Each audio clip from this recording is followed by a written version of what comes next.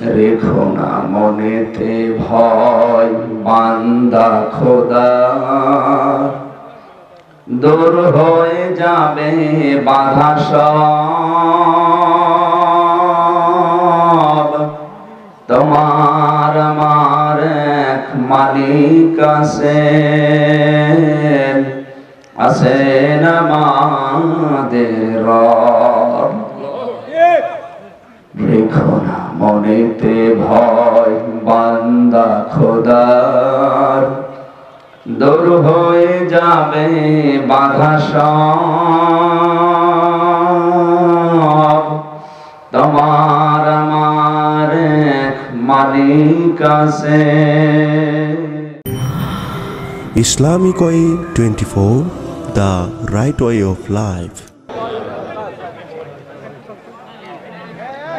Alhamdulillahi Rabbil Mashriqaini wa Rabbil Maghribain, alladhi khalaqa kulla shay'in zawjayn wa awjaba alayna al-ihsana bil walidayn. ونشهد أن لا إله إلا الله وحده لا شريك له وأشهد أن محمدا عبده ورسوله سيد الكونين صلى الله عليه وعلى آله وأصحابه وأتباعه أجمعين ليلا ونهارا في الطرفين. فقد قال الله تعالى في كلامه المجيد وبرهانه التوحيد. কথা এবার বন্ধ করেন, আমরা কোরআনে প্রবেশ করছি। জবান খুলে পড়ে না আউযু বিল্লাহি মিনাশ শাইতানির রাজিম। বিসমিল্লাহির রহমানির রহিম।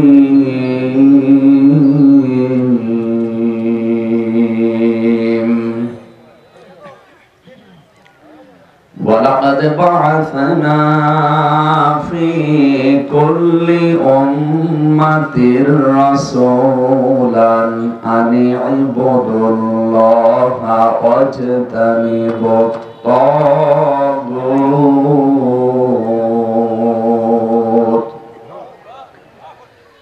فمنهم من هدى الله ومنهم من حقت عليه الضلالة فسيروا في الأرض فانظروا كيف كان عاقبة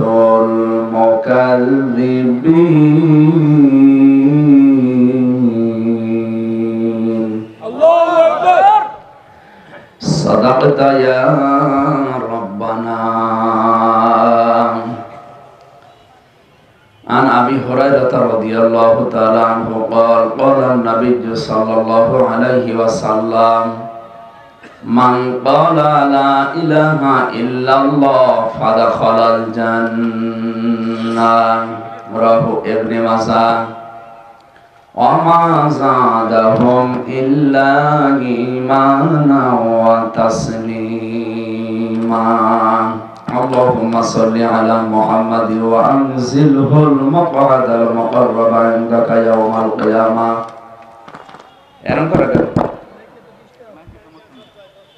জাযাল্লাহু আন্না মুহাম্মাদান সাল্লাল্লাহু আলাইহি ওয়াসাল্লাম। ফ্যান লাগবে না ভাই, ফ্যান লাগবে না, ইকো দেন, হালকা ইকো দেন, কথা বলা যাবে না। যে যেখানে দাঁড়িয়ে আছেন থাকেন, যদি জায়গা না পান বসলে ভালো হয়। রেখো না মনেতে ভয় বান্দা খোদার, দূর হয়ে যাবে বাধা সব। তোমার আমার এক মালিক আছেন আছেন আমাদের রব। রেখো না মনেতে ভয় বান্দা খোদার, দূর হয়ে যাবে বাধা সব। তোমার আমার এক মালিক আছেন আমাদের রব, আছেন আমাদের রব। আলহামদুলিল্লাহ।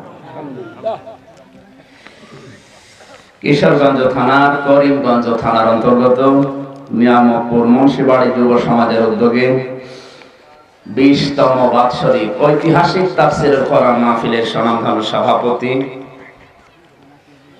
অত্র এলাকার সর্বজন শ্রদ্ধাভাজন ব্যক্তিত্ব, আলেমে দ্বীন, ইসলামিক চিন্তাবিদ, শিক্ষাবিদ জনাব মাওলানা মুফতি ইসরাইল সাহেব আতাল্লাহু উমরাহু ওয়া বারাকাল্লাহু ফি হায়াতি, সকলে বলেন আমিন।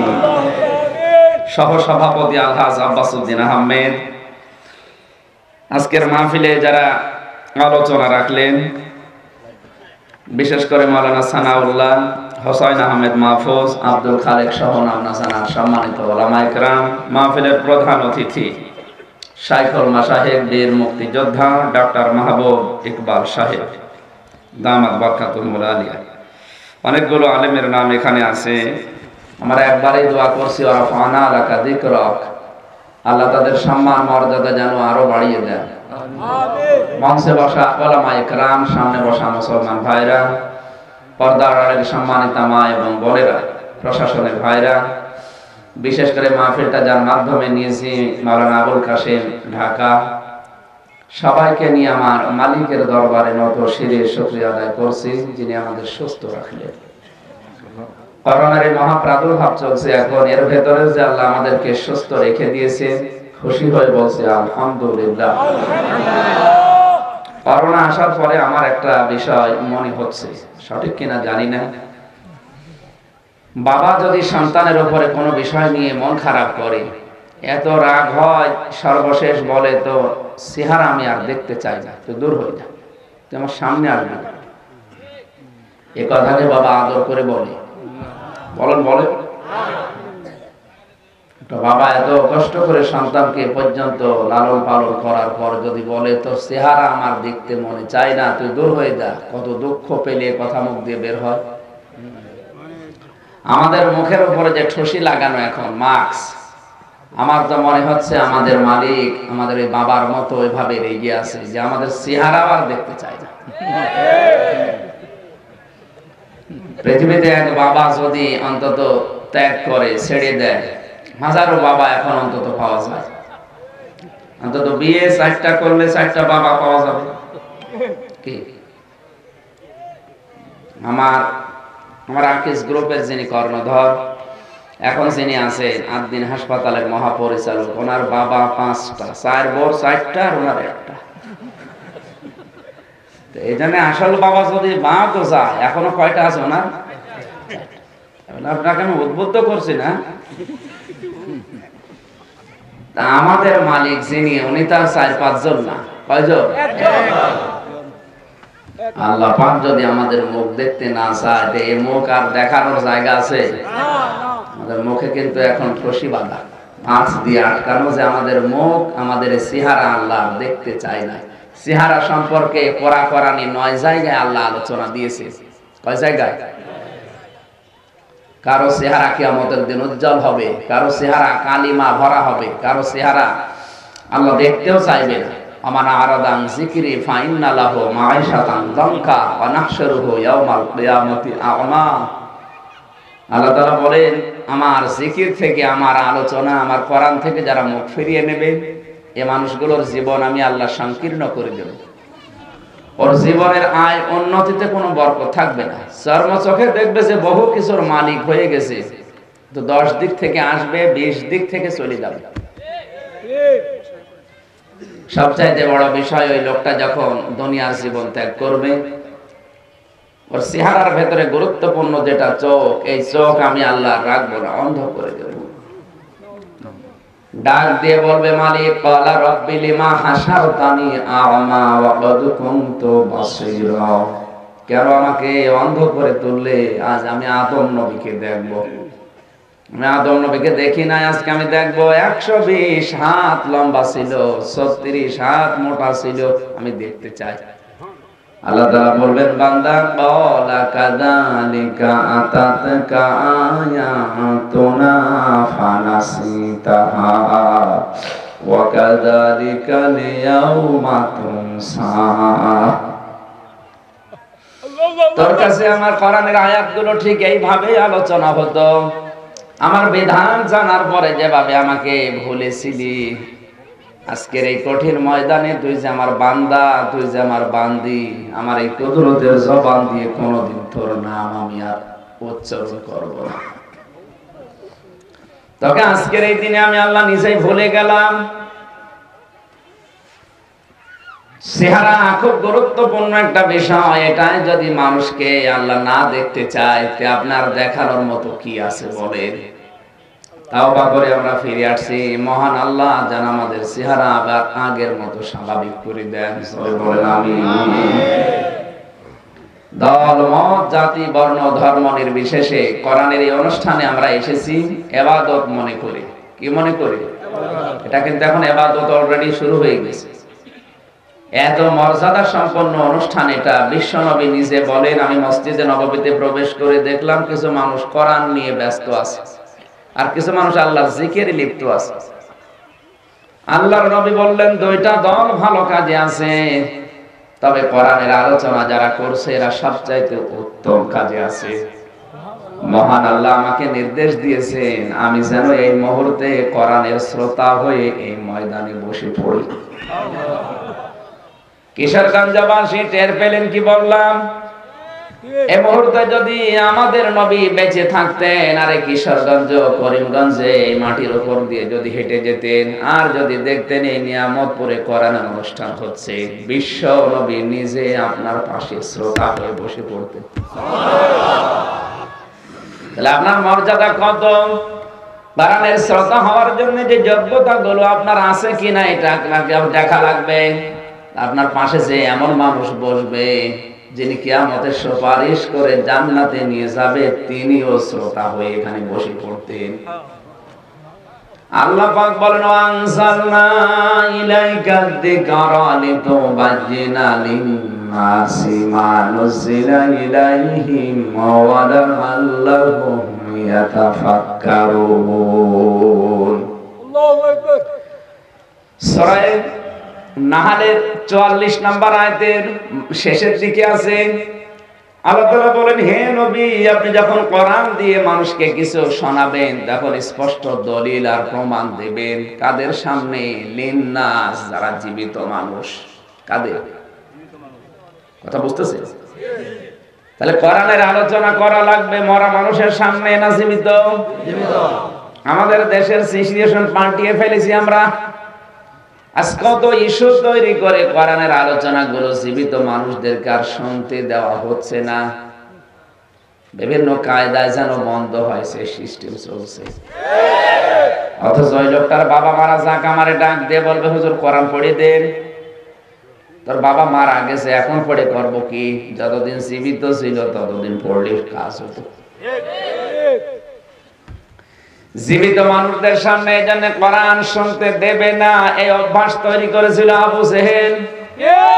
আকালাল্লাযীনা কাফারু লা তাসমাউ লিহাদাল কুরআন ওয়ালগাউ ফীহি লাআল্লাকুম তাগলিবুন। আবু জেহেল বলতো সব চলতে দেওয়া যাবে, কোরআনের আলোচনা মুহাম্মদ যেন করতে না পারে। আয়াত শোনার পরে যেটা বোঝা যায়, কোরআন জীবিত মানুষদের সামনে শোনাতে দেবে না, পড়তে দেবে না, এই সিদ্ধান্ত হচ্ছে কাফেরদের। কার? এখন যদি ওই সিস্টেমকে উল্টা পাল্টা করে বানায়, হয়তো আবু জেহেল এখন নেই, কিন্তু আবু জেহেল প্রেতাত্মা আছে, তার নাতিপুতি আছে। তার মানে ওই কাজ যে হাতে নেবে, ওই কাজে যে নিজে ইনভলভ থাকবে, সে অবশ্য আবু জেহেলের মতোই। আবু জেহেল মারা গেলে কবর দেওয়া হয়েছে, জানাজা না কবর ওরে দিয়েছে। আবু জাহেলের কবর আমি দেখে এসেছি বদরের ময়দানে, কিন্তু ওরে আদর করে মাটি দেয়নি, ওরে উদ্দ করে পুঁতে রেখেছে। মদিনার এক ড্রাইভার আমারে বলছে, হুজুর এটা শয়তানের কবর। শয়তান মানে আবু জাহেল। আবু জাহেলের কবর কি? এখানে বহু পানি আমরা দেই কিন্তু কোনো গাছ হয় না। বহু পানি আমরা এখানে দেই কিন্তু কোনো গাছ এখানে জন্মায় না। অথচ পাশেই দেখলাম সাহাবীদের কবর। বদরের ময়দানে যে 14 জন সাহাবী শহীদ হয়েছিলেন তাদের কবর ওই পাশে। এই পাশে বিশাল খেজুর বাগান, নিচ দিয়ে গ্যালন গ্যালন পানি উঠছে। অথচ শয়তানের কবরে পানি দিয়েও গাছ বাঁচে না। আল্লাহ বলে মনে হয় আপেলের রস খাওয়াচ্ছে। কি খাওয়াচ্ছে টের পাচ্ছেন? আবু জাহেলের কবরের উপরে গাছ হয় না। ফুল যদি কেউ টাঙিয়ে দেয় ফুলও মরে যাবে, অত এমনি শুকিয়ে যায়, ওর কবরে দিলে আরো তাড়াতাড়ি শুকাবে। ও যে সিদ্ধান্ত নিয়ে অবস্থায় পতিত হয়েছে। আজও বাংলাদেশে যদি কেউ এই সিদ্ধান্ত নিয়ে চলে, ও মারা গেলে ওরে আদর করে কবরে দিয়ে, কবরের উপরে ফুল দিয়ে কোনো লাভ নেই। লাভ নেই কেন? লাহুম মিন জাহান্নামা মিহাদু ওয়া মিন ফাওকিহিম গাওয়াশ ওয়া কাযালিকা নাজসিজ যালিমিন। আল্লাহ তাআলা বলেন এই ধরনের মানুষগুলো মারা গেলে তাদের কবরের উপরে আমি আল্লাহ জাহান্নামের চাদর দিয়ে ঢেকে দেই। আলহামদুলিল্লাহ। নিচে জাহান্নামের আগুন জ্বলে, উপরে চাদর দিয়ে ঢাকা থাকে। জালেমদের সাথে আমার আচরণ এরকমই হয়। জালেম কাকে বলে? যে জিনিস যেখানে রাখা দরকার ওইটা যদি ওই জায়গায় কেউ না রেখে অন্য জায়গায় রাখে তাকে আরবিতে বলে জালেম। কথা বুঝতেছে? টুপি রাখার দরকার মাথায়, কেউ যদি পায়ের নিচে রাখে সে টুপির উপরে জুলুম করে। কথা বলেন কেন? স্যান্ডেল রাখা দরকার পায়ে, কেউ যদি স্যান্ডেল মাথায় ঘরে ঘরে ও স্যান্ডেলের উপরে জুলুম করে। আলেমদের দায়িত্ব হচ্ছে সমাজে কোরআনের কথাগুলো প্রচার করা, কারণ এখন নবী নেই। এখন আলেমদেরকে যারা বিভিন্ন কায়দায় বাধা দেয় তারা আলেমদের উপরে জুলুম করে।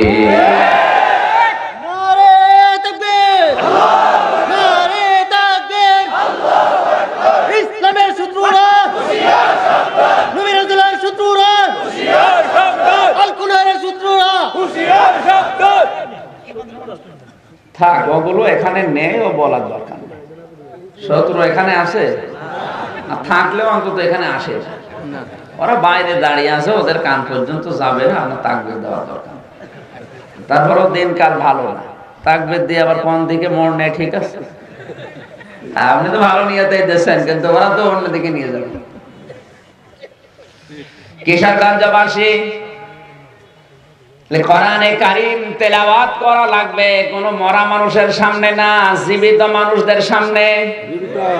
কারণ লিন্নাস দিয়েছেন, লাম শব্দটা আরবি গ্রামার অনুযায়ী 19টা অর্থে ব্যবহার হয়। এর 13 নাম্বার কায়দায় আছে লাম ব্যবহার করা হবে জীবিত যাদের জীবন আছে তাদের জন্য।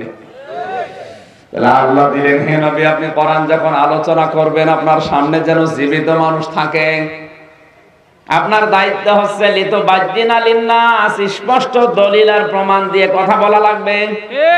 আর যারা আপনার সামনে আছে ওদের দায়িত্ব ওয়ালা আল্লাহুম ইয়াতাফাক্কারুন, ওরা যেন কথাগুলো শোনার পরে বাড়ি যেয়ে চিন্তা ভাবনা করে।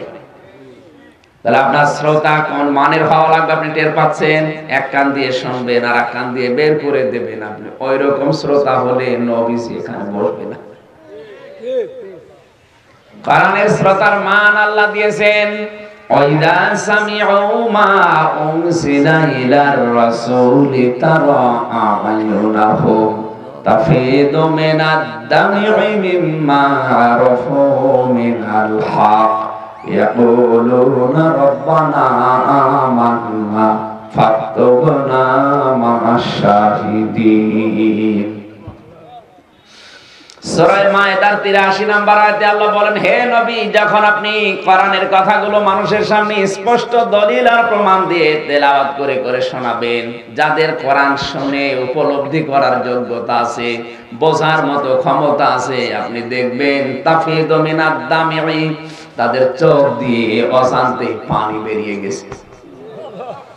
কোরআনের আলোচনায় সবার চোখে পানি আসবে না, ঠিক এই বিষয়টা ঠিক না। যারা বসার মতো যোগ্যতা আছে, উপলব্ধি করতে পারে কোরআনের বাণীগুলো মর্ম বাণী কি আল্লাহ বলতে চায়, তারা দেখবে অশান্তি মুখ দিয়ে চোখ দিয়ে কখন যেন পানি পড়ছে সে টের পায় না। এটা কোরআনের শ্রোতা যারা, তাদের 1 নাম্বার মান হবে। আর কোরআনে কারীম আপনাকে অনুসরণ করা লাগবে 2 বছর 5 বছর 11 বছর পর। আল্লাহ পাক বলেন, কখন করবা কোরআনের পথ অনুসরণ, কখন কোরআনের দিকে ফিরে আসবা জানো। ফাত্তাবিউ আহসানা মা উনজিলা ইলাইকুম মির রাব্বিকুম, তোমরা অনুসরণ করো আমি আল্লাহ কোরআনের ভেতরে যে বিষয়গুলো নাযিল করেছি এর ভেতরে উত্তম যে বিষয় আছে এগুলো অনুসরণ করো। কোন সময় মিন ক্বাবলি আয়াতিয়াকুমুল আযাবু বাগতাতান ওয়া আনতুম লা তাশউরুন, ওই আযাব আসার পূর্বে যে আযাব তোমাদের উপর আকস্মিক ভাবে চলে আসবে, তোমরা টেরও পাবে না। সে আযাবের নাম মরণ। নাম কি? আর মরণ তো 41 সালে আসবে। অনেকে তো ধান্দায় আছে, যা করি 41 সালের আগে ভালো হয়ে যাব।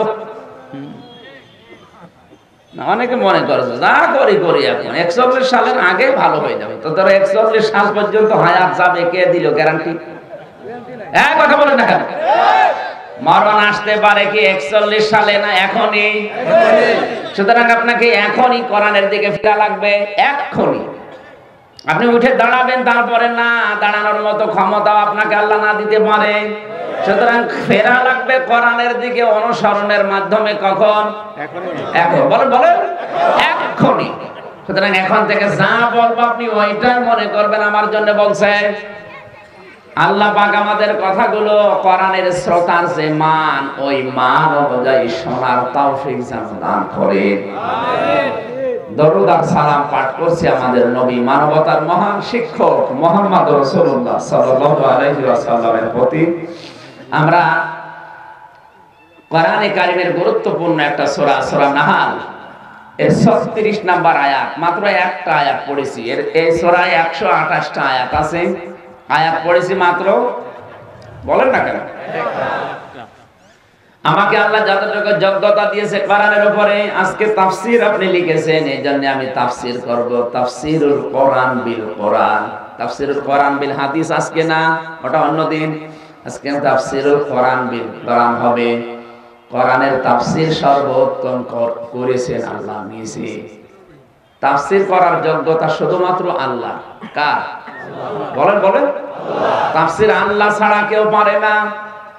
যে সমস্ত জায়গাগুলোতে তাফসীর লেখা থাকে, আসলে তাফসীরের আসল যোগ্যতা আমার আল্লাহ। এটা রাসূলকে আমার আল্লাহ শিখিয়েছেন।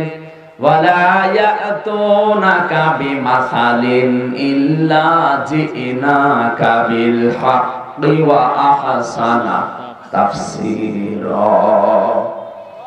হে নবী, দুনিয়ার মানুষ বিভিন্ন সময় আপনার কাছে অনেক সমস্যার সমাধান করার জন্য আসবে। আপনি স্পষ্ট দলিল আর প্রমাণ দিয়ে কোরআন থেকে তাদের উত্তম ব্যাখ্যার মাধ্যমে সমাধান করে দেবেন। তাফসীর করার মেন দায়িত্ব কার? সবাই বলেন।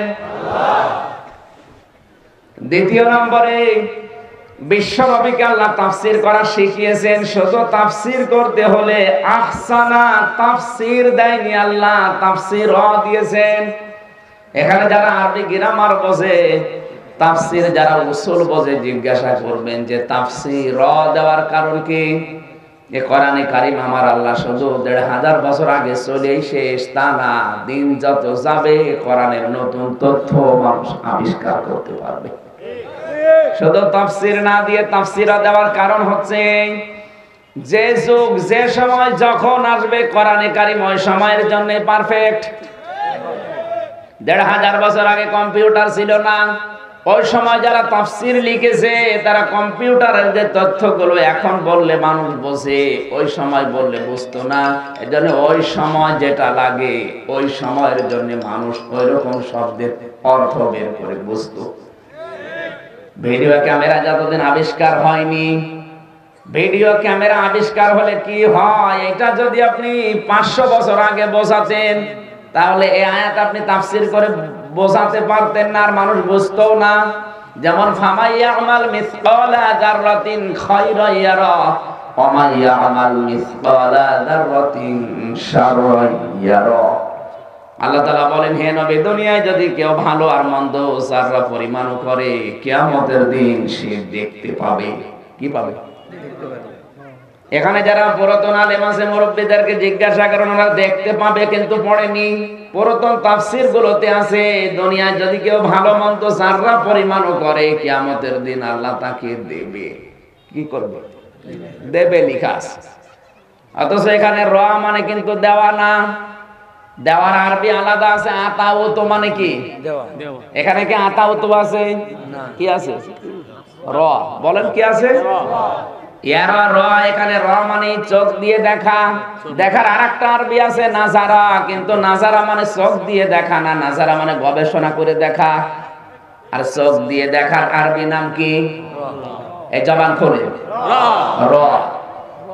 এখন র মানে যে চোখ দিয়ে দেখা, এটা যদি আপনি 700 বছর আগে তাফসীর করে মানুষকে বোঝাতেন, মানুষ জীবনেও বুঝতো না। কারণ একটা জিনিস অতীত হয়ে যাওয়ার পরে আবার দেখা যায় চোখে, ওটা ভিডিও ক্যামেরা আবিষ্কার হওয়ার আগে বোঝানো সম্ভব না। কিন্তু এখন এটা বোঝানো কি অসম্ভব?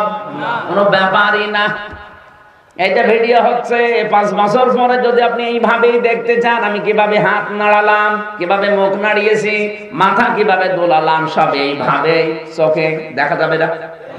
আল্লাহ বোঝাতে চেয়েছেন যে বান্দা দুনিয়ায় যা করবা কিয়ামতের দিন কিন্তু আমি আল্লাহ এটা ভিডিও ফুটেজ আকারে দেখাবো। তাহলে আগে যারা 500 বছর 700 বছর আগে পড়েছিল তাদের চাইতে এখনকার মানুষের ঈমান তো আরো বেশি হওয়া দরকার। ওনারা বলেছিল যে দেওয়া হবে, আর এখন আমরা দেখছি দেখানো হবে।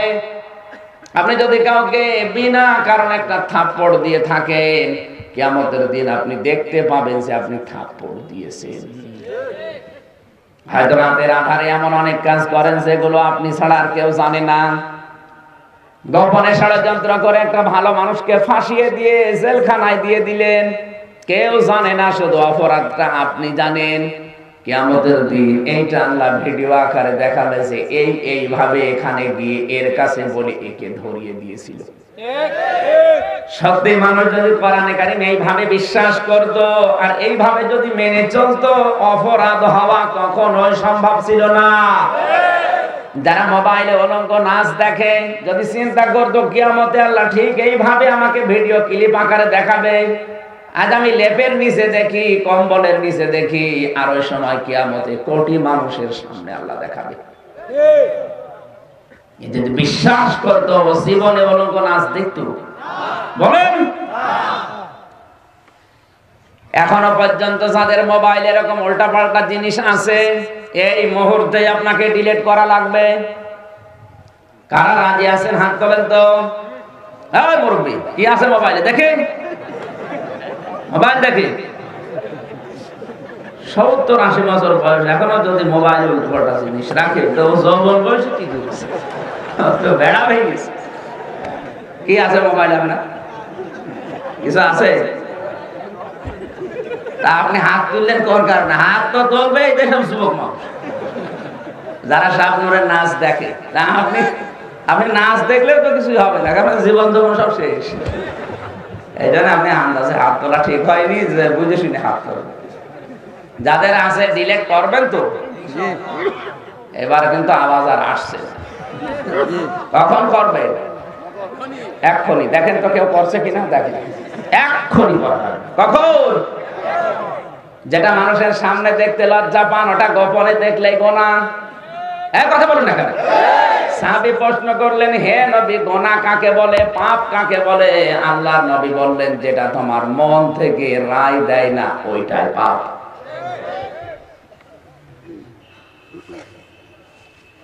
সাহাবী প্রশ্ন করেছিলেন, হে রাসূল, আমার যে ঈমান আছে আমি কিভাবে টের পাবো?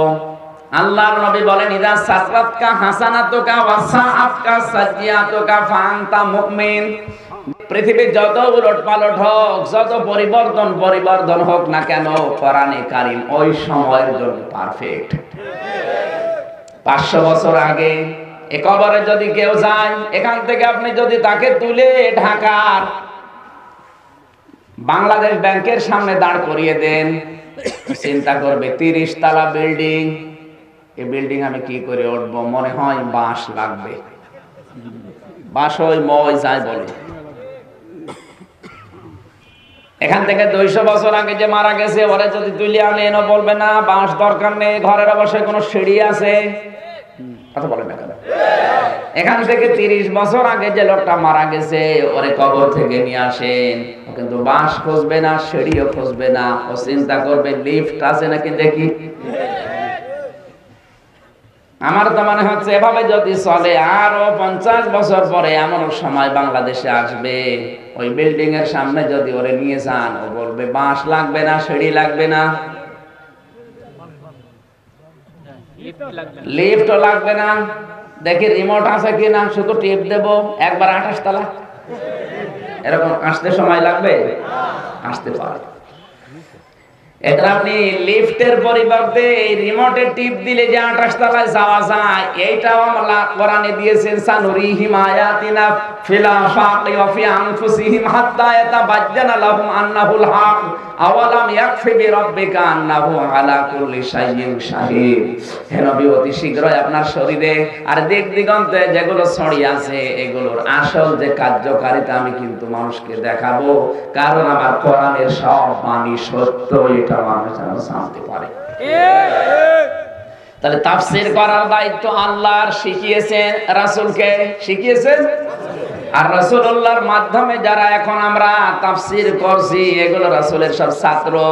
তাহলে তাফসীরের প্রধান শিক্ষক হচ্ছেন আল্লাহ, প্রধান ছাত্র মুহাম্মদ রাসূলুল্লাহ, আর আমরা তার সব অনুসারী।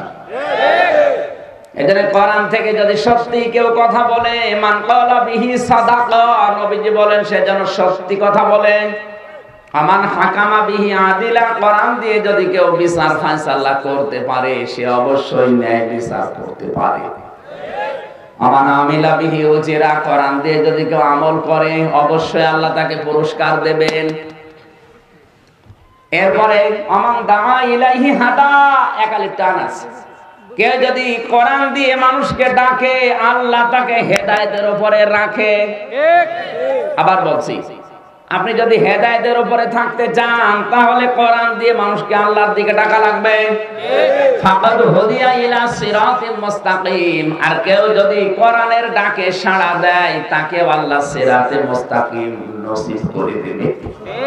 তাহলে আমার দায়িত্ব হেদায়েতের উপরে থাকতে হলে কোরআন দিয়ে ডাকা লাগবে। আর আপনি যদি হেদায়েতের পথ পেতে চান কোরআনের ডাকে সাড়া দেওয়া লাগবে। কিন্তু সমস্যা বিশেষ করে বাংলাদেশ, ভারত আর পাকিস্তান, এই তিনটা দেশে আমি পুরাটা ঘুরে একটা সমস্যা পেয়েছি। আয়াত পড়ে ঠিক, কিন্তু আয়াতের যে মর্ম বাণী এগুলো বলতে গেলে ও নিজেও ধরা খাবে, এজন্য আর বলতে চায় না। আয়াত কিন্তু ঠিকই পড়ছে, আয়াত পড়ছে কুল হুয়াল্লাহু আহাদ, হে নবী বলেন আল্লাহ এক, এ পর্যন্ত ঠিক আছে। কথা বলে না কেন? হে নবী বলেন আল্লাহ এক বলার পরে এবার চলে যাচ্ছে কি, এই নবী কোন নবী? এ নবী ফাতেমার বাবা। কে এই ফাতেমা? হোসাইনের মা। কে হোসাইন? কারবালায় শহীদ হয়েছিল। এবার আপনাদেরকে আমি কারবালার ঘটনা শোনাবো মাত্র 2 ঘন্টা। আয়াত পড়েছে কি? সূরা ইখলাস, কুল হুয়াল্লাহু আহাদ। আর তাফসীর হচ্ছে কারবালা। দেখেছেন কোন জায়গায় চলে গেছে? আল্লাহর একত্ববাদ সম্পর্কে এখানে আলোচনা করার দরকার ছিল, আর চলে গেছে কারবালায়। কোরআনের আয়াত পড়ে কথা বললেই না, এটা সত্য কথা না। দেখতে হবে কোরআনের ওই আয়াতের উপরে মূল কথাগুলো বলে কিনা। আজ এই মূল কথা বলা মানুষ দেশে কম না বেশি? যারাই বলে তারাই নাকি অপরাধী। আর যারা আয়াত পড়ে কুল হুয়াল্লাহু আহাদ আর তাফসীর করছে কারবালা, তারাই এই দেশে সোনার মানুষ। হুজুরের কোনো বাধাও নেই, বিপত্তিও নেই। আমরা যে আয়াত পড়েছি সূরা নাহলের 36 নম্বর আয়াত, খুব ভালো করে খেয়াল করবেন। এখান থেকে আমি 9টা পয়েন্ট বের করব, একটা একটা করে আমাদের জীবনে আমরা সাজাবো। আল্লাহ যেন তৌফিক দেন, জোরে বলেন আমিন। জবান খুলে কোরআনের এই সোনালী আয়াতটা আমরা 3 ভাগের 1 ভাগ পড়ব। ওয়ালাকাদ বাআসনা ফি কুল্লি উম্মাতির রাসূলা। হয়েছে? এখানে কেউ নেই? হয়েছে না? এখানে কি ভুল হয়েছে বলেন তো?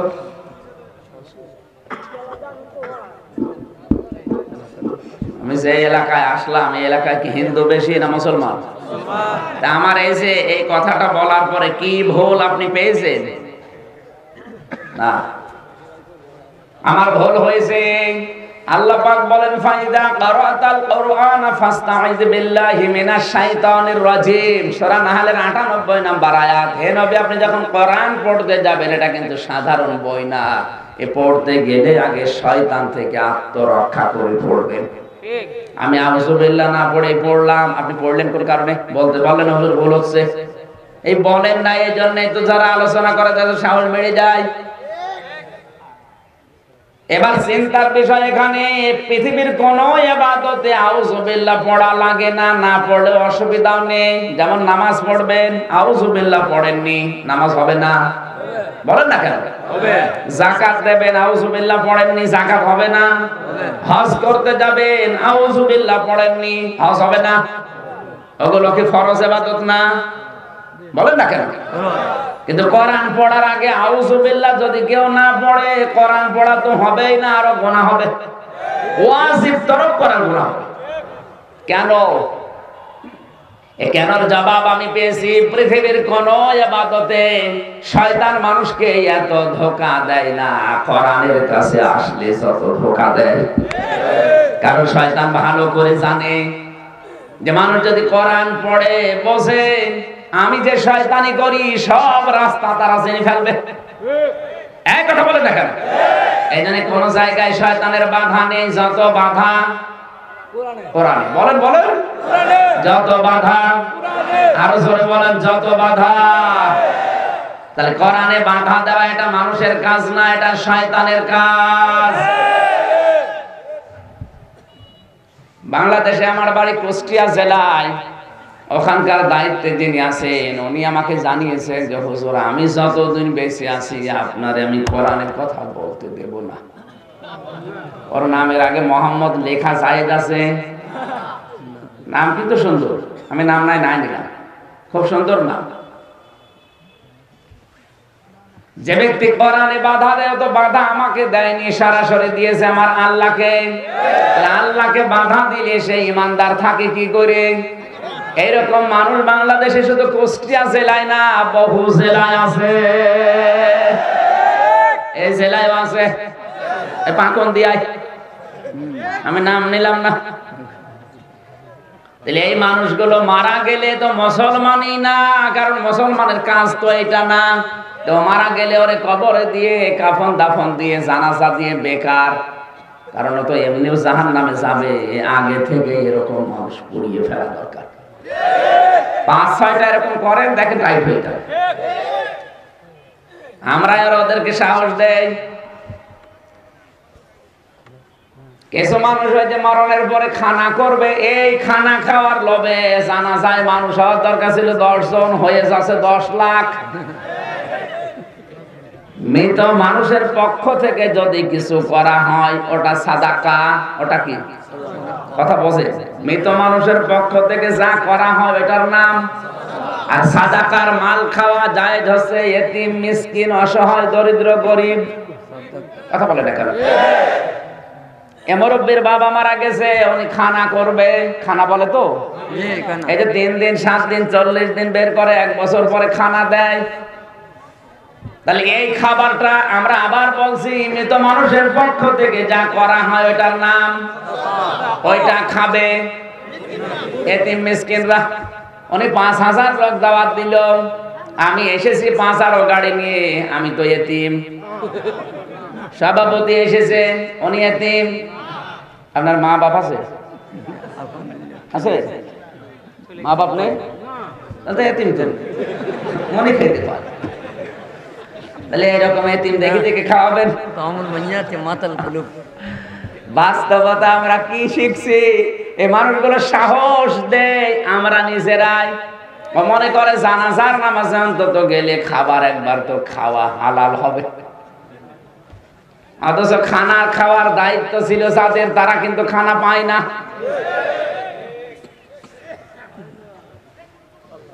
আমার ভাইরা, আমার ওইটা বলার বিষয় না, আমার উদ্দেশ্য ছিল এখানে এই পৃথিবীর ময়দানে মহান আল্লাহ রাব্বুল আলামিন কোরআনে কারীমের সূরা নাহলের 36 নম্বর আয়াতে যে তথ্যগুলো দিয়েছেন, এটা যদি সত্যি এখন থেকে বলার পরে আপনি মেনে নিতে পারতেন, আপনার জীবন সরাসরি জান্নাতে চলে যেত।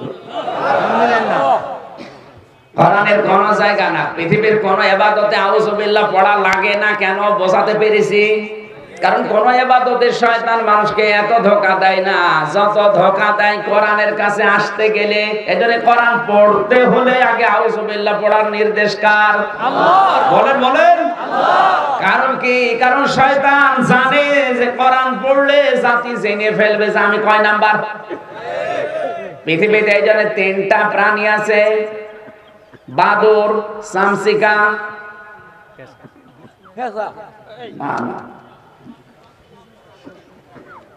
বাদুর আছে, চামচিকা আছে, আর একটা এই যে রাতের আধারে যারা বের হয়, যা ভালো বলেন, বললে বোঝেন, আমরা এই যে ভাষাটা বুঝি না, তাই বুঝলে হবে। পেশা পেশা পেশা, বাদুর, চামচিকা, এই 3টা দেখবেন দিনের বেলা বের হয় না, বের হলে রাতে বের হয়। তাও রাত যখন অন্ধকার হয়ে যায় তখন। কেন? রাতে বের হয়ে দেখবেন মানুষের ফসল নষ্ট করে।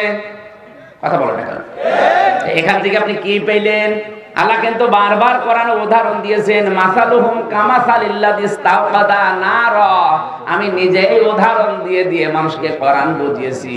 এজন্য কোরআনের আলোচনায় উদাহরণ দিলে মানুষ বোঝে ভালো। কয়টা জিনিসের নাম বললাম? পেশা, বাদর, চামচিকা। নাম শুনলে বোঝা যাচ্ছে চেহারা কেমন হবে। কথা বলছেন এখানে? দিনের বেলা দেখবেন আসে না, রাতের আধারে বের হয়ে মানুষের ফসল নষ্ট করে, কলা নষ্ট করে। যেহেতু দিনের আলো, সূর্যের আলো ওদের ভালো লাগে না, পছন্দ হয় না, রাতের আধার পছন্দ হয়, রাতের অন্ধকার ওদের ভালো লাগে। রাতের অন্ধকারে বের হয়ে মানুষের ক্ষতি করে।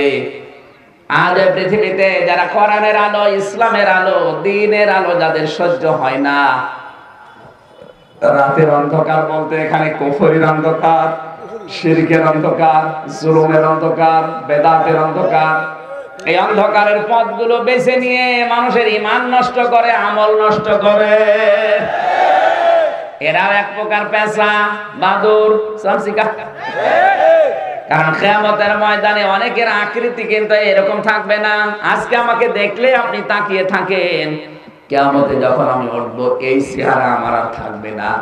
ইয়ারাফুল মুজরিমুনা বিসিমাহুম ফায়ুখাসু বিন নাওয়াসি ওয়াল আকদাম ফাবিআইয়ি আলাহি রাব্বিকুমা তুকাযযিবান। সূরা রহমানের ভেতরে আল্লাহ জানিয়েছেন, কিয়ামতের দিন পাপিষ্ঠকে আমি জিজ্ঞাসা করব না তুই এই পাপ করেছিলি না, ওর পাপের চিহ্নগুলো ওর চেহারার ভেতরে আমি ফুটিয়ে তুলবো। ওর চুল ধরে, ওর পা ধরে টান দেওয়া হবে অপমান বৃদ্ধি করার জন্য। কিয়ামতে কিছু কিছু মানুষের আকার হবে শুকুরের মতো। শুকুরের কাজ কি? নিজের বউ নিয়ে, মেয়ে নিয়ে বিভিন্ন অনুষ্ঠানে দেখবেন যে কচু খেতে ছেড়ে দেয়, নিজে এক জায়গায় বসে গল্প করে। এ দুনিয়ায় অনেক মানুষের চরিত্র ঠিক এরকম। বিভিন্ন অনুষ্ঠানে নিজের যুবতী মেয়েকে বউ নিয়ে, বেটার বউ নিয়ে ছেড়ে দেয়, আর নিজে এক জায়গায় বসে গল্প করে, আর ওগুলো সব আল্লাহর রাস্তায়। এদের চেহারা, এদের আকৃতি থাকার কথা। যদি থাকে আকৃতি, তাহলে আয়াত মিথ্যা হয়ে যাবে না? আমি তো দেখতে পাচ্ছি বাংলাদেশে কত মানুষ তাদের আকৃতি অলরেডি হারিয়ে ফেলেছে। এখানে আমরা অনেকে এরকম আছি। কথা বলে না কেন? বউ সুন্দর হলো দিশায় পায় না, করবে কি? আরো সুন্দর করে সাজায়। মোটরসাইকেলের পেছনে নিয়ে যায় মানুষকে, দেখ জিনিস আমার আছে, তোর জিনিস আছে, আমি করব কি, তুই নিচে দেখ। একজনকে বলেছিলাম কুষ্টিয়ার চড়হাসে, ভাই এই পাতলা পোশাক পরিয়েছেন, একবার তাকিয়ে আর একবার তাকানো যায় না, কে এটা? তোমার ভাবি। ভাবি কি আর পোশাক নেই? কি পরিয়েছেন? এ কি শাড়ি না মশারি? আমার বলছে হামসা, আমি তো সারা জীবন দেখলাম, আমি আর কত দেখবো, এলাকার মানুষের হক নেই, হক আদায় করে বেড়াচ্ছে। এরকম হক আদায় করা মানুষের জেলায় আছে। আমি এই কিশোরগঞ্জ শহর পার হয়ে আসার সময় দেখলাম। এখন যদি বলেন হুজুর আমরা দেখি বিভিন্ন কোনা কাঁচা দিয়ে, আপনি দেখেন কোন কায়দায়? রিকশায় যদি ওঠে, সামনে রিকশায় দেখবেন এরকম পিঠ, মনে হচ্ছে ফুটবল খেলার মাঠ। আপনি কতক্ষণ না তাকিয়ে পারবেন? হাসির খোরাকি দেয়নি, পোশাক গুলো এখন দেশে আছে না? এমন পোশাক বানিয়েছে কোনো হাতা নেই, ব্লাউজে। আমি একবার নওগাঁ, রাজশাহী নওগাঁ শহরে প্রবেশ করার সময় দেখছি এক মহিলার ব্লাউজের হাতা নেই। ড্রাইভারকে বললাম, ভাই একটু দোয়া করি। কি দোয়া? আল্লাহ তুমি অন্তত ওই মহিলার জীবনে একটু বরকত দাও, যেন ব্লাউজের হাতা লাগাতে পারে। ড্রাইভার আমার বলছে, হুজুর দোয়া তুলে নেন। কেন? এই দোয়া কবুল হবে না কেন? কারণ এই যে জিনিস আছে ডানা কাটা পৌরি, ওর ব্লাউজের হাতা লাগাতে পারে না, বিষয়টা এমন না। অনেক কিছু লাগাতে পারে কিন্তু লাগায়নি। আপনার ডানায় কোনো কাপড় নেই, বুকে কোনো ওড়না নেই, আরো অনেকে বুকের উপরে লিখে দিয়েছে এক বুক জ্বালা। এইটা দেখে যারা যুবক মানুষ এমনিতেই বলবে কি মাল, বলবে না? আপনার বৌমাকে দেখে, আপনার নিজের মেয়েকে দেখে কোন যুবক যদি বলে কি মাল, সত্যি বলছি ওই মালের পেটে আল্লাহর ভালো মাল দেবে না। কারণ মেয়েদের এই কয়েক ইঞ্চি পেট খুব দামি জায়গা। চোখের নজর মানুষের এত খারাপ, মানুষের শরীরের ভেতরে আল্লাহ 5টা সিকিউরিটি লক দিয়ে রেখেছেন এই কারণে। তার ভেতরে চোখ একটা, এই চোখের ভেতরে আছে মনি, cornea, lens, less equal, deep equal, 1,70,000 রগ আল্লাহ চোখ থেকে শুরু করে মাথার ভেতরে ছড়িয়ে দিয়েছেন। এখানে আছে ফ্রন্টাল লব, এরপরে আছে মোটর কর্টেক্স, এরপরে আছে সেন্সরি কর্টেক্স, এর উপরে আছে প্যারাইটাল লব, এর এদিকে আছে অক্সিপিটাল লব, একেবারে পেছনে আছে ফ্রন্ট কি বলে টেম্পোরাল লব, আর বাকি চারিদিকে আল্লাহ বাক শক্তি ছড়িয়ে দিয়ে 1,70,000 রগ টানা টানা দিয়ে রেখেছেন। এত খারাপ চোখের দৃষ্টি, কোন মানুষের নজর যদি সত্যিই খারাপ হয়, যার দিকে পড়বে বিষাক্ত নজর, ওটা নষ্ট হতে বাধ্য। এই জন্য অনেক ক্ষেতের ভেতরে দেখবেন বেগুন খেতে কালো একটা হাঁড়ি দিয়ে রাখে, যেন নজর পড়লে ওই হাঁড়ির উপরে পড়ে, ফসলের উপর না পড়ে। কারণ অনেক মানুষ চোখ দিয়ে দেখে বলো রে বাবা কি ফসল, কত বেগুন, কথা বলছে না। এটা যদিও কোরআন হাদিস না, তারপর হলেও হতে পারে, কারণ মানুষের চোখের নজর এত বিষাক্ত। ক্ষেতের উপরে পড়লে যদি ক্ষেত নষ্ট হয়ে যায় এই বিশ্বাস আপনি করেন, তা আপনার মেয়ের পেটের উপরে পড়লে আপনার মেয়ের পেট নষ্ট হয়ে যাবে এই বিশ্বাস করেন না? দ্বিতীয় নম্বরে মানুষকে আল্লাহ সিকিউরিটি লক যেটা দিয়েছে তার নাম হচ্ছে চামড়া। 9,768 প্রকার চামড়া আছে শরীরে, কিন্তু আশ্চর্যের বিষয় কোন জায়গার চামড়া কোন জায়গার সাথে মেলে না। যদি সব চামড়া একরকম হতো তাহলে মুখের জন্য আবার মোজা তৈরি করা লাগতো। কানের মোজা আছে, হাতের মোজা আছে, কিন্তু মুখের মোজা আছে, চামড়া কিন্তু একরকমই। আর আশ্চর্য হচ্ছে পৃথিবীর কোন মানুষের চামড়া কোন মানুষের সাথে মেলে না, অথচ এখন 750 কোটি মানুষ দুনিয়ায়। আমার চামড়া যদি কেটে যায়, ফেটে যায়, ছিঁড়ে যায়, পুড়ে যায়, সভাপতির চামড়া এনে লাগিয়ে দেবেন, জীবনেও লাগবে না, আরো পছন্দ ধরবে, নষ্ট হয়ে যাবে। আমার শরীরের এই 9,768 প্রকার চামড়া যদি কোন জায়গা থেকে কেটে এনে লাগিয়ে দেন, এই জায়গা আল্লাহ ভালো বানিয়ে দেবে। আল্লাহ বোঝাতে চেয়েছেন বান্দা ওয়ালা তাসিরু ওয়াসিরাতু উইসরা উখরা, কিয়ামতে কিন্তু কেউ কারো বোঝা নেবে না, তো চামড়ায় ওর সাথে মেলে না। আর ও তোকে ওয়াজ করে বোঝায় যে কিয়ামতে তোর বোঝা ওই পীর সাহেব বহন করবে, তোর চিন্তা নেই। আর তুই বিশ্বাস করিস ও তো ভণ্ড আর তুই পাগল। এই কথা বলা রাখবি, যেখানে তোর চামড়ায় মেলে না আর তোর পাপের বোঝাও নিয়ে তোরে পার করে দেবে, ও তো ভণ্ড আর তুই পাগল। এরকম পাগল দেশে নেই, আন্দাজে ভরসা করে থাকে। 3 নাম্বার যেটা সিকিউরিটি লক, সেটা হচ্ছে হাতের এই ছাপ আঙ্গুলের, এর ভেতরে 153টা রেখা আছে। মাইক্রোস্কোপ যন্ত্র আপনি লাগাবেন, দেখবেন 153টা রেখা দেখা যাচ্ছে। কিন্তু আশ্চর্য, আজ পর্যন্ত কারো সাথে কারো রেখা মেলে নাই, কিয়ামতের আগে মিলবেও না। 4 নাম্বার যেটা, সেটা হচ্ছে যে কণ্ঠের স্বর। এক একটা কথা এই কণ্ঠ দিয়ে বের হতে ধাক্কা লাগে, ধ্বনি তৈরি হয় 27টা স্তর পার করার পরে একটা কথা তৈরি হয়। কিন্তু আশ্চর্য, এখানে এই 27টা ধ্বনি পার করার পরে কথা বের হলে এক একজনের কথার রূপ স্বর এক এক রকম। কথা কিন্তু 27টা ধ্বনি পার হয়ে বের হচ্ছে, কিন্তু আমারটা হচ্ছে একরকম, আপনারটা আর এক রকম। সবার স্বর যদি একরকম হয়ে যেত, রাত 12টায় কালকে আমি রাত 2টার সময় বাড়ি গেলাম, যদি কালকে আমার মতো আর একজন যে বলতো গো দরজা খোলো, গলা যদি আমার মতো হইতো, দরজা খুলে বিপদ ছিল।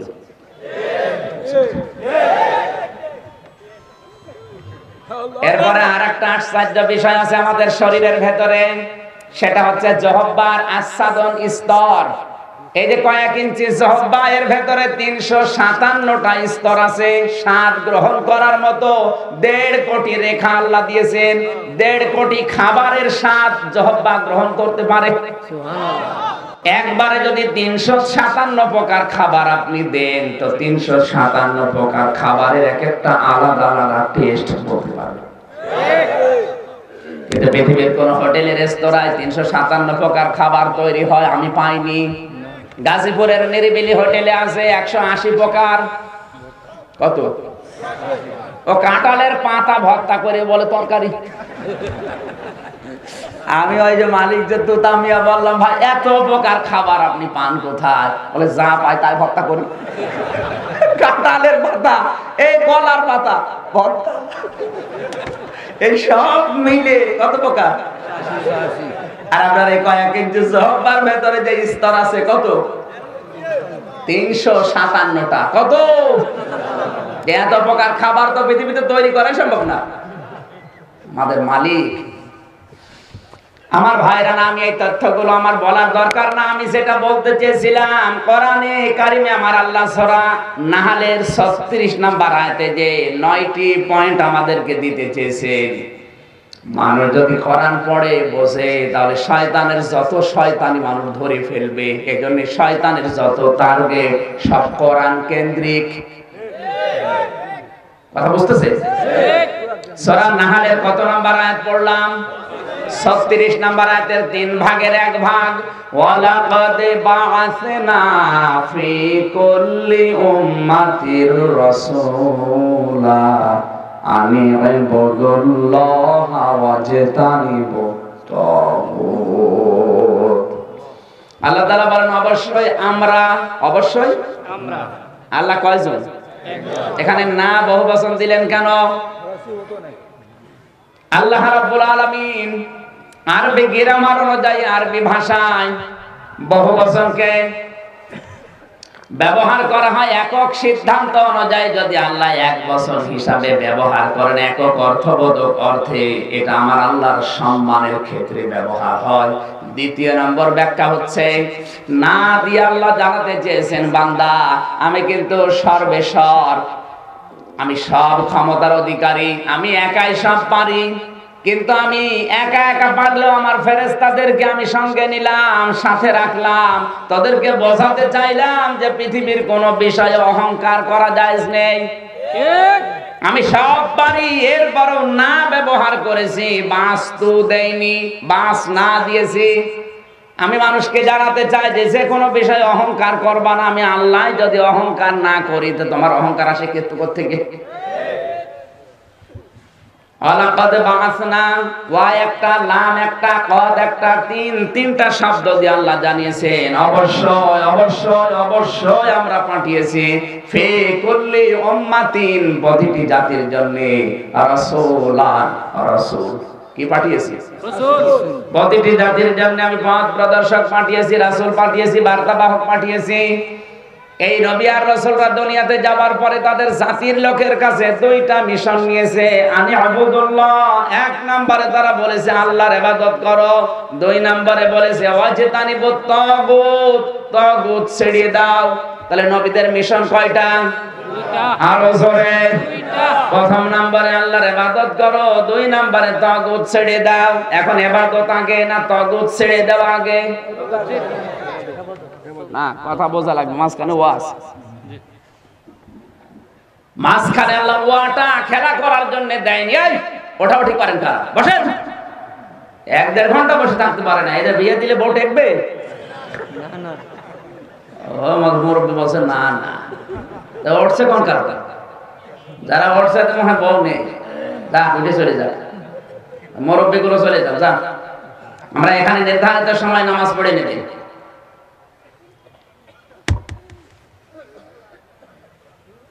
আমার ভাইরা একটু খেয়াল করেন তো, যেহেতু কোরআনে কারীম থেকে আমি তাফসীর করার জন্য বসেছি, মূল পয়েন্ট গুলো এবার আসবে।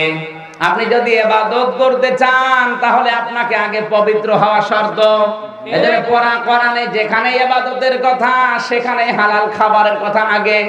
কুলু মিন তাইয়্যিবাতি মা রাযাকনাকুম ওয়াশকুরু লিল্লাহ ইন কুনতুম ইয়্যাহু তা'বুদুন। যদি আল্লাহর ইবাদত করতে চাও তাহলে আগে হালাল খাও, এরপরে আল্লাহর শুকরিয়া আদায় করো।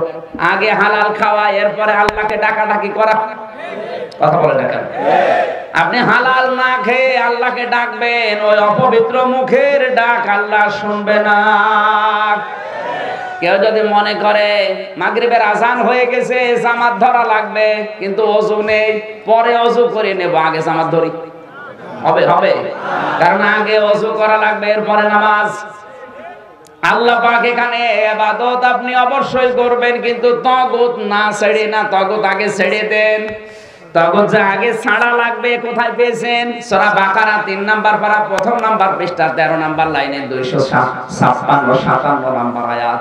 ফামান ইয়াকফুর বিত-তাগুতি ওয়া ইউমিন বিল্লাহ ফাকাদ ইসতামসাকা বিল উরওয়াতিল ওয়াসকা লা ইনফিসামা লাহা ওয়াল্লাহু সামিউন আলীম। আল্লাহ পাক বলেন, নবী আপনি বলুন, কেউ যদি আল্লাহর উপর ঈমান আনতে চায় তার প্রথম শর্ত তাগুত, তাকে ছেড়ে দেওয়া লাগবে। আগে ঈমান আনা না তাগুত ছাড়া? তাগুত ছাড়া। এখন তাগুত যদি না বসেন তে ছাড়বেন কি? তাগুতের যতগুলো অর্থ আছে, 1 নাম্বার অর্থ হচ্ছে তাগুত বলা হয় ওই শক্তিকে যে শক্তি আল্লাহর বিধান নিজেও মানে না, অন্য কেউ মানবে, মানতেও দেয় না। এই শক্তি রাষ্ট্রীয় শক্তি হতে পারে, কোন প্রাতিষ্ঠানিক শক্তি হতে পারে, কোন দলীয় শক্তি হতে পারে, কোন ব্যক্তি হতে পারে। কথা বুঝতেছেন? তাহলে যে ব্যক্তি আল্লাহর আইন মানে না, অন্য কেউ মানবে, মানতি, এরকম কোন শক্তির সাথে যদি আপনার সম্পর্ক থাকে, আগে ওইটা ছেড়েন, তারপরে ঈমান আনেন, কবুল হবে। ঠিক। আর ওদের সাথে সম্পর্ক রেখে যদি আপনি ঈমান আনেন তাহলে আপনার ঈমান কবুল হবে না।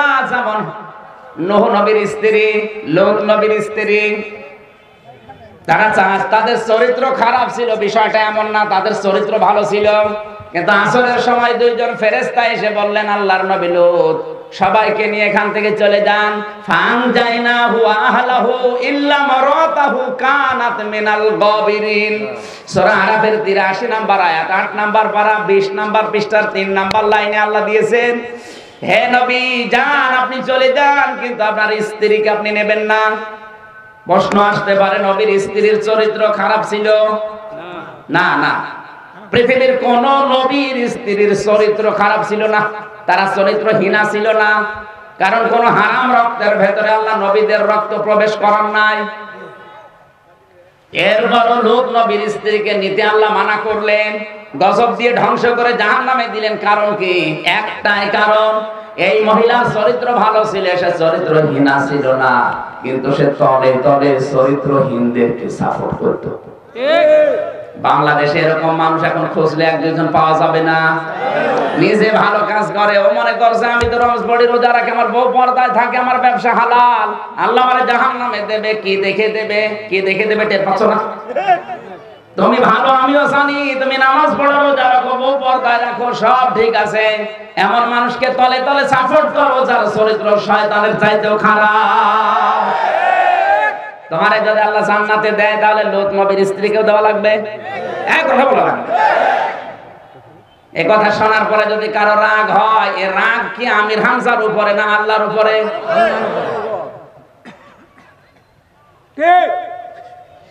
আমি ঠিক বললেও ঠিক, না বললেও ঠিক। কারণ এরকম মানুষ আমি এখন চর্ম চোখে দেখতে পাচ্ছি। আন্দাজে ইমানের দাবি করে, অথচ তগুতের সাথে তলে তলে ওর বন্ধুত্ব। আমি আবার বলছি, আগে তগুত না ছেড়ে ইমান আনলে ওই ইমানের কোনো মূল্য নেই। ফাকাদ ইসতামসাকা বিল উরওয়াতিল ওয়াসকা লা ইনফিসামা লাহা। আল্লাহ বলেন, তগুত ছেড়ে যদি ইমান আনতে পারে, ওর ইমান হবে বেলালের মতো, ইমান হবে খাব্বাবের মতো। দুনিয়া একদিকে, বেলাল থাকবে একদিকে। আর আমরা তগুতের সাথে সম্পর্ক রেখে ইমান আনি। এই জন্য যদিও সে কিশোরগঞ্জে বাতাস ওঠে, এখান থেকে বাতি নিবে যায়। কথা বুঝতেছে? এই বাংলাদেশেও যারা তগুতকে ছেড়ে দিয়ে ইমান এনেছে, ফাঁসি হয়ে গেছে, তারপরও টলেনি। আর যারা তগুতেও আছে, ইমানও আছে, শুধু ঝড় আসতে দেরি। কথা বুঝতেছেন না? এরকম মানুষ কি দেশে এখন দু একটা নেই? তাহলে নবীদের মিশন ছিল আগে তাগুত ছাড়ো, এরপরে ইবাদত করো। বাংলাদেশে আজ যারা বলছে আমরা নবীওয়ালা কাজ করি, তাদের এই দুইটা কর্মসূচি থাকা লাগবে। আল্লাহর ইবাদত যদি করতে হয়, তাগুত ছেড়ে দেন। আপনি ইবাদত না করলে আল্লাহর শক্তি হারিয়ে যাবে, বিষয়টা তো এমন না। ওর হাতে পায়ে ধরে ওকে নিয়ে আসার দরকার কি? ও যদি তাগুত ছেড়ে ঈমান আনে, তাহলে সোনায় সোহাগা। ওরে তেলিয়ে তেলিয়ে করা লাগবে। ইসলাম কি একেবারে তেলানো ধর্ম হয়ে গেছে? আমি আবার বলছি, আপনাকে ছোট করা, খাটো করার জন্য না। আগে তাগুত ছেড়ে দেন, তারপরে ঈমান আনেন, এইটা টিকে থাকবে। আর যদি তাগুতের সাথে সম্পর্ক রাখার পরে ঈমানের দাবি করেন, হ্যাঁ আপনি দাবি করতে পারেন, কিন্তু ঝড় উঠলে আপনি টিকবেন না। সত্যি কথা বলছে, আপনি টিকবেন না। ওই কিশোরগঞ্জে ঝড় উঠবে, এই নিকলি থেকে দেখা যাবে মাটি নিভে গেছে।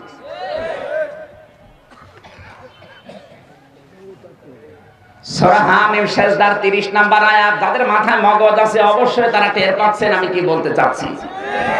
যারা বলতে পারে ইন্নাল্লাযীনা ক্বালু রাব্বুনাল্লাহ, আমাদের রব আল্লাহ, আর এর উপরে আমরা টিকে আছি, ইস্তেকামাত পয়দা করে দাঁড়িয়ে আছি, দুনিয়া একদিকে টলে যাবে, আমি কিন্তু টলবো না, এই সিদ্ধান্ত নিয়ে যারা দাঁড়িয়ে থাকতে পারবে, আল্লাহ বলেন তিনটা উপকার তাদের করব। তাতানাজ্জালু আলাইহিমুল মালায়েকা, প্রয়োজন যদি হয় ফেরেশতা নাযিল করে হলে ওদের সাহায্য করব। ঠিক, ফেরেশতা নাযিল করে আল্লাহ যে সাহায্য করে করবে। এখানে কিন্তু তাতানাজ্জালু মোজারে, বর্তমান, ভবিষ্যৎ, প্রেজেন্ট, ফিউচার। এখন করছি, ভবিষ্যৎ বলতে কিয়ামত পর্যন্ত আমি আল্লাহ করতে পারি না পারে না? মানে যে করেছে বা করবে, করতে পারে, এর প্রমাণ কিন্তু বদরের ময়দান। 1000, 3000, 5000 পর্যন্ত আল্লাহ ফেরেশতা অলরেডি নাযিল করেছিলেন। ফেরেশতারা এসে কি বলে? আল্লাহ তাখাফু ওয়ালা তাহজানু, কোনো ভয় নেই, কোনো চিন্তা নেই। কিসের ভয়, কিসের চিন্তা? ফেরেশতারা আপনার এই কঠিন মুহূর্তে আপনি যেখানে আছেন ঈমানের উপরে টিকে যেন বলতে থাকে, আল্লাহর বান্দা তোমার হয়তো চিন্তা হতে পারে, ভয় হতে পারে যে আমি এখন যদি মারা যায় তাহলে আমার সম্পদ কি হবে, আমার সন্তান কি হবে, আমার দলীয় লোকজনের কি হবে। না, কোনো চিন্তা নেই, তোমার কোনো ভয় নেই, তুমি আসো আল্লাহর কাছে, ওগুলো সব কিছু দেখার দায়িত্ব আল্লাহ নিজের হাতে নিয়ে নেবে। ঠিক, এই বিশ্বাস যারা করে, যারা রবকে রব বলার পরে টিকে থাকে, ও ফাঁসি হয়ে গেলেও চিন্তা করে না, ওগুলো সব দেখবে আমার ছেলে, আমার সম্পদ, আমার দলের লোক, আল্লাহ আছে। এজন্য হাসি মুখে যায়, মনে হচ্ছে যে শ্বশুর বাড়ি যাচ্ছে। আপনি জান তো দেখি। এরপরের শব্দ তো আরো কঠিন। নাকি আপনাদের বিরক্ত লাগছে? আপনি নবীওয়ালা কাজ যদি কেউ করতে চান, দাবি করেন যে আমি নবীওয়ালা কাজ করি, তাহলে দুইটা কর্মসূচি আপনার ওই দলে থাকা লাগবে। 1 নম্বরে তাগুত ছেড়ে দেন, 2 নম্বরে ইবাদত করেন আল্লাহ। এখন ইবাদত কি? ইবাদত এই শব্দটা, এই কথা বলেন কেন? আপনি কি ইয়ার কি মারেন? ইবাদত শব্দটা ব্যাপক অর্থবোধক একটা শব্দ। পুরা কোরআন শরীফে আমি ইবাদত শব্দটাকে 9টা অর্থে পেয়েছি। কয়টা বলেন না কেন? ইবাদত শব্দ যদি আপনি বুঝতে চান, কোরআনের কাছে আসলে আপনাকে 9টা শ্রেণী দেখাবে।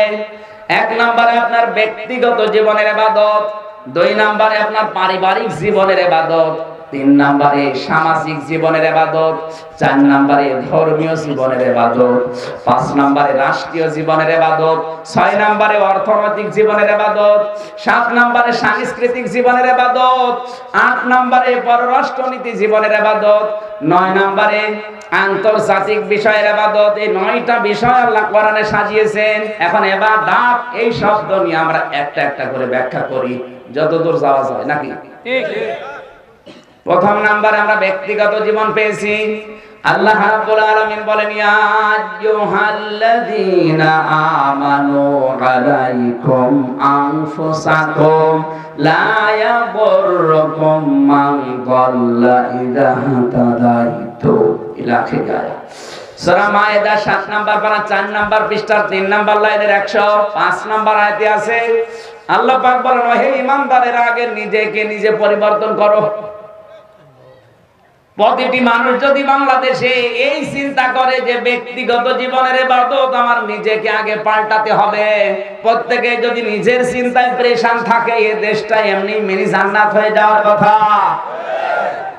এর বাস্তব প্রমাণ হজের ময়দান। 70 লক্ষ মানুষ আমরা ছিলাম 16 সালে আরাফাতের ময়দানে, কিন্তু কোনো হইচই নেই, মারামারি নেই, কাটাকাটি, গালাগালি কিচ্ছু নেই। কেন? ওখানে কি ফেরেশতা সব? কথা বলেন না কেন? ওখানে গালাগালি, মারামারি, হইচই নেই। এই কারণে, কারণ ওখানে প্রত্যেকেই নিজের চিন্তায় ব্যস্ত। প্রতিটি মানুষের চিন্তা, জানলা আমার কি হবে, আমার মাফ হবে তো। এখানে পায়ে দিয়ে লাথি লাগলেও পোষা বিড়ালের মতো কিছু মনেও করে না, আরো বলে ভাই ব্যথা পেয়েছেন নাকি। তাহলে এই সেন্স যদি বাংলাদেশের প্রতিটি মানুষের ভেতরে আছে, প্রতিটি মানুষ যদি চিন্তা করে যে আমি ব্যক্তি হিসাবে আসলে কেমন দেখি, তাহলে এ দেশে কারো দ্বারা অন্যায় হওয়া সম্ভব। এরপরের শব্দ হচ্ছে লা ইয়াদুররুকুম মান দাল্লা ইযা হাদাইতুম। হ্যাঁ, আপনি নিজে ভালো হওয়ার চেষ্টা করার পরে আশপাশের লোক যারা আছে ওদেরকে যদি ভালো বানানোর চেষ্টা করার পর ওরা না ফেরে, তাহলে ওদের এই গোমরাহি আপনার ক্ষতি করতে পারবে না। আপনার অফিসের কলিগ, মনে করেন ওসি সাহেব ঘুষ খায়, আপনি নিষেধ করেন কিন্তু শোনে না। আপনি নিজে ভালো খান না, তার ওই ঘুষ খাওয়া আপনাকে ক্ষতি করবে না। কারণ দল্লা শব্দটা, দল্লা ইয়াদিল্লু সুলাসি মুজাররাদ, এটা আদাল্লা না। আদাল্লা হলে রুবাইয়ের কায়দা হতো।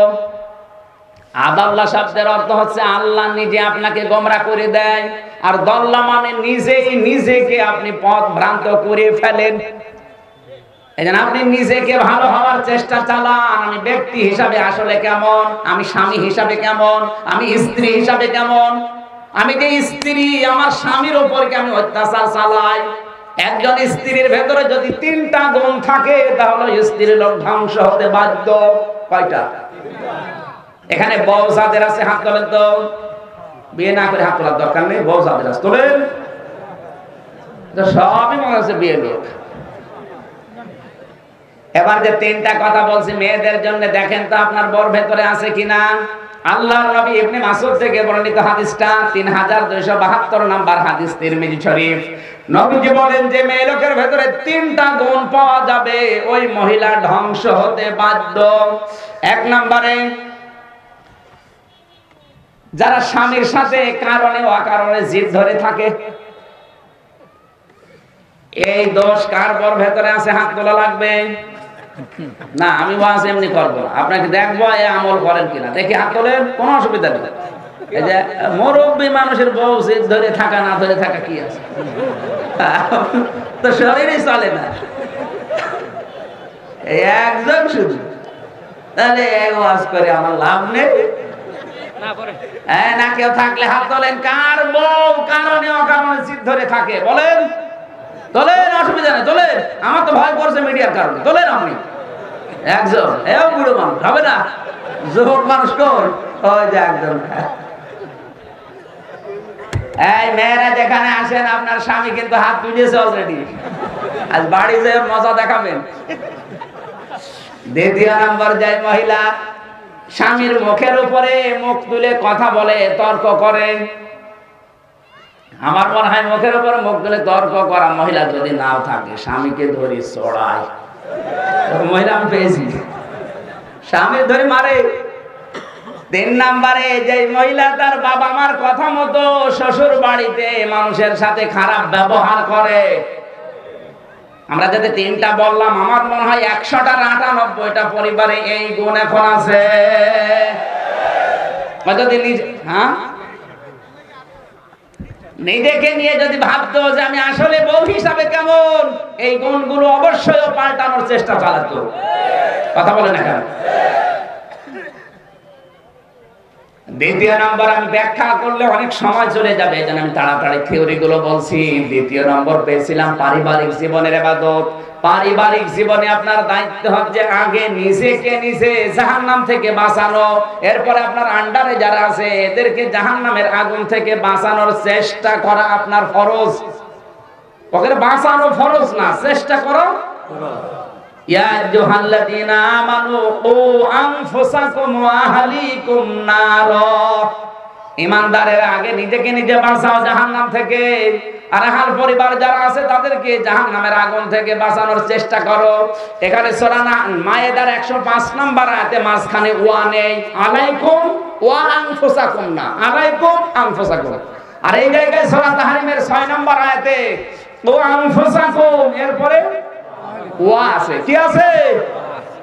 এইজন্য নিজেকে নিজে জাহান্নাম থেকে বাঁচানো ফরজ, আর ওদেরকে বাঁচানোর চেষ্টা করা ফরজ। আপনি যদি চেষ্টা করার পরও আপনার সন্তান ভালো না হয়, আপনার স্ত্রী যদি জাহান্নামের আগুন থেকে বাঁচতে না পারে, তাহলে এই দোষ আপনার না, কিন্তু চেষ্টা না করলে আপনি ধরা খাবেন। যদি চেষ্টা করার পরেও জাহান্নাম থেকে না বাঁচে, এরপরেও যদি আপনাকে জাহান্নামে দেওয়া লাগে, তাহলে নূহ নবী জান্নাত পাবে না, কারণ তার সন্তান ছিল অবাধ্য। কথা বলেন না কেন? পারিবারিক জীবনের ইবাদতটা আজ আমাদের সত্যি হচ্ছে না। আজ যারা আমরা বাবা আছি, অনেক মেয়েকে বাবা মোবাইল কিনে দেয়, একবারও খোঁজ নেয় না মোবাইলে কি আছে। আপনি কিন্তু দায়িত্বশীল। কুল্লুকুম রাঈন ওয়া কুল্লুকুম মাসউলুন আন রাইয়াতিহি। নবীজি বলেন প্রতিটি মানুষ তো দায়িত্বশীল। কিয়ামতের দিন ওই মানুষের প্রত্যেকটা দায়িত্ব সম্পর্কে তাকে আল্লাহ জিজ্ঞাসা করবে। আপনার মেয়ে ক্লাস 9-এ পড়ে, মোবাইল কিনে দিয়েছেন, আমি নিষেধ করছি না, কিন্তু রাত 9টার পরে যখন ও ঘুমায়, ওর মোবাইলটা হাতে নিয়ে দেখেন তো কার সাথে এফএনএফ করা আছে, কার সাথে ইমো নাম্বার সেভ করা আছে, কার নাম্বারে মেসেজ আছে, ওই মেসেজ ফাংশন একটু দেখেন। কত যুবক মেসেজ দিয়েছে, ও প্রিয়া তুমি কোথায়, শয়তান তোমারে খুঁজতেছে।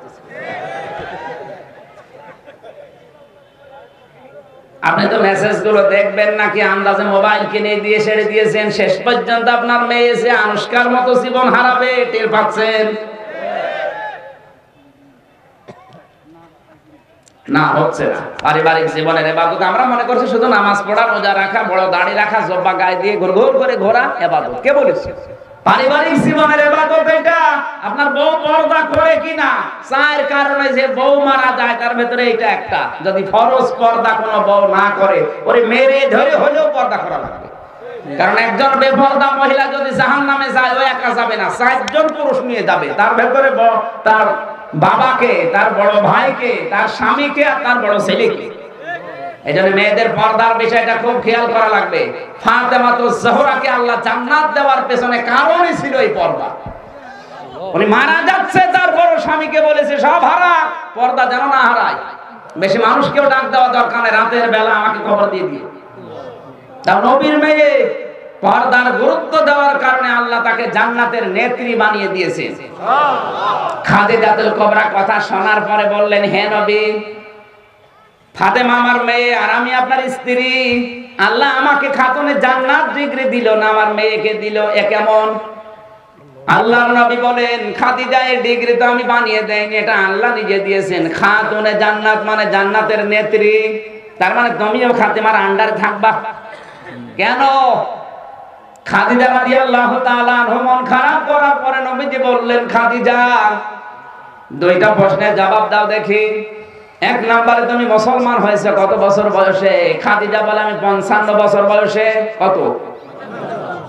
40 বছরে আপনার সাথে বিয়ে, এর 15 বছর পর আপনি নবুয়ত পাইয়ে দাওয়াত দিয়েছেন, এরপরে আমি মুসলমান, এর আগে ছিলাম আমি কাফের।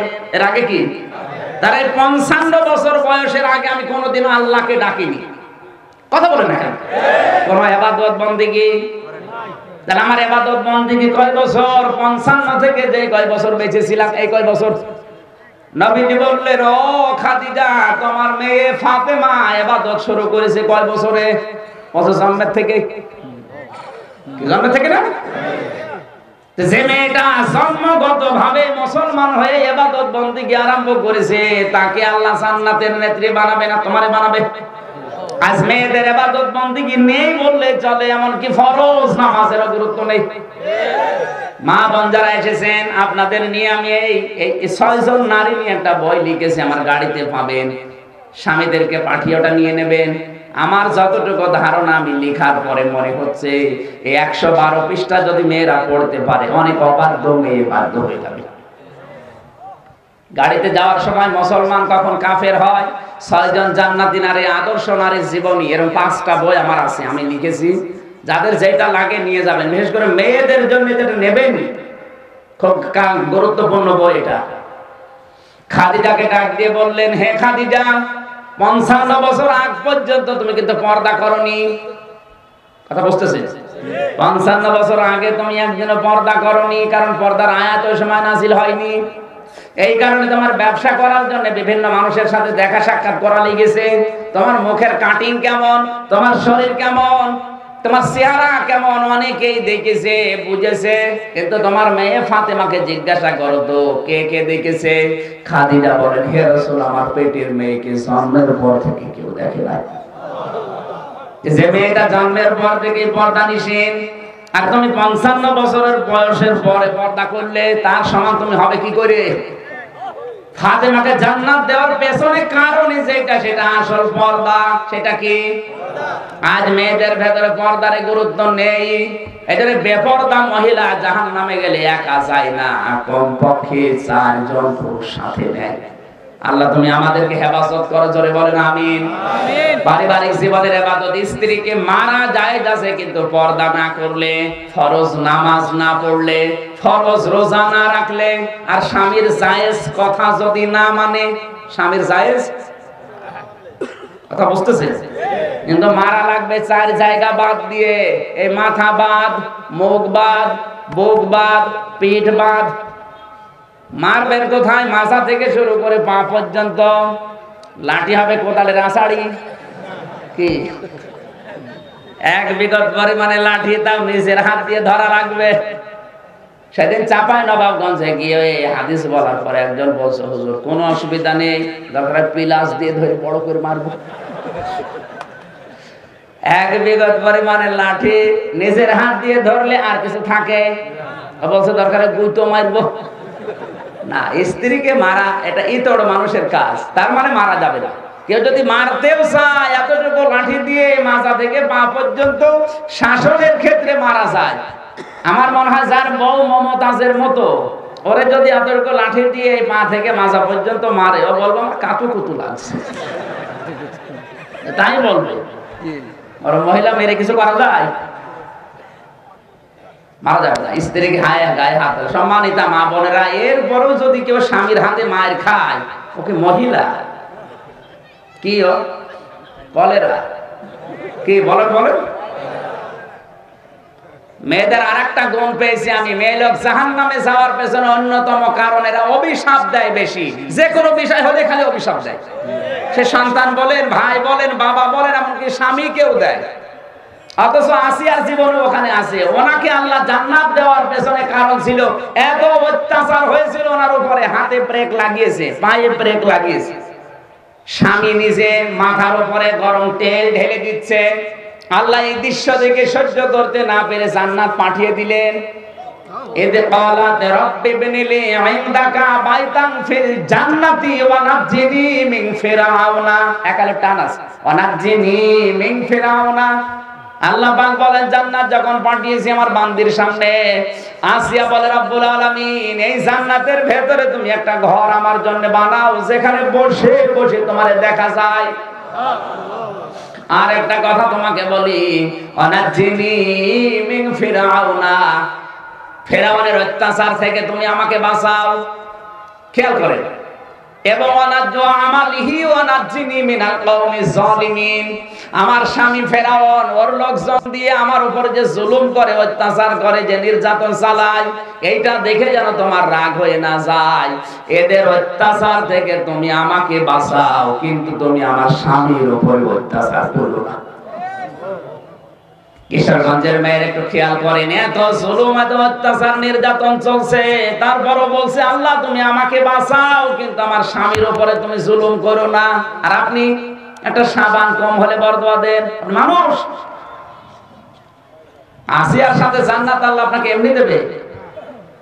বলো হুজুর আমার স্বামী খারাপ। আমার স্বামী খারাপ আমিও জানি, ফেরাউনের মতো খারাপ না। এক কথা বলেন না কেন? পারিবারিক জীবনে আমাদের ইবাদত শূন্যের কোঠায় নেই। এত কথা আছে এক একটা পয়েন্টের ভেতরে, সারা রাত সারা দিন বললেও কোরআনের আয়াত শেষ হওয়ার কথা না, এত কথা লুকিয়ে আছে। এজন্য তাফসীর করতে গেলে সময় লাগে। 3 নাম্বার আছে সামাজিক জীবন, 4 নাম্বার আছে ধর্মীয় জীবন। আজ ধর্মের নাম নিয়ে যত অধর্ম চলছে বাংলাদেশে, বাইজিদ বোস্তামির, শাহজালালের এই সমস্ত জায়গায় গিয়ে, এরপরে যে বাগেরহাটে খান জাহান আলী, ওখানে যে কচ্ছপের ময়লা পানিগুলো মানুষ খায় বিসমিল্লাহ বলে, একটা মেডিকেল সায়েন্সের কোন শিক্ষক, কোন অধ্যাপক যদি এটা দেখে বলবে এই তোমার ইসলাম, এই ইসলাম আমার দরকার নেই। এটা কি ইসলাম? বলেন না কেন? এটা ধর্মের নামে আজ অধর্ম কুধর্ম চালু করে ইসলামকে কলঙ্কিত করছে কিছু নামধারী পীর নামে কলঙ্ক ভণ্ডরা। ধর্মীয় জীবনে যে ইবাদত কি আমরা অনেকে জানি না। সাংস্কৃতিক জীবনে ইবাদত আছে, রাজনৈতিক জীবনে ইবাদত আছে, আন্তর্জাতিক জীবনে ইবাদত আছে। প্রত্যেকটি জায়গায় আল্লাহ ইবাদত ছড়িয়ে ছিটিয়ে রেখেছে, শুধু আপনাকে এই জায়গাগুলো জেনে বুঝে আমল করা দরকার। আল্লাহ আমাদেরকে ইবাদত কি এটা জানার এবং মানার তৌফিক দিন। আমাদের সময় চলে যাচ্ছে, আমি মুসাফির তো, যোহর আসর আমি একসাথে পড়েছি, আপনাদের তো যোহর আসর একসাথে না। এখন আসরের নামাজ পড়ে নেবেন, আমি মুনাজাতের মাধ্যমে শেষ